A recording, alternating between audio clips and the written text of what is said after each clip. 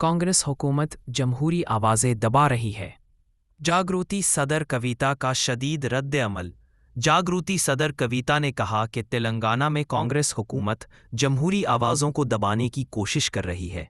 उनके मुताबिक आज की कार्रवाई हुकूमत की बढ़ती हुई अदम बर्दाश्त की अक्कासी करती है।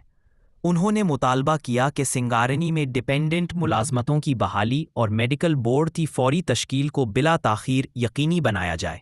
कविता ने वाज़ेह किया कि सिंगारेनी मुलाजमीन को इंसाफ की फराहमी तक इनकी जद्दोजहद जारी रहेगी।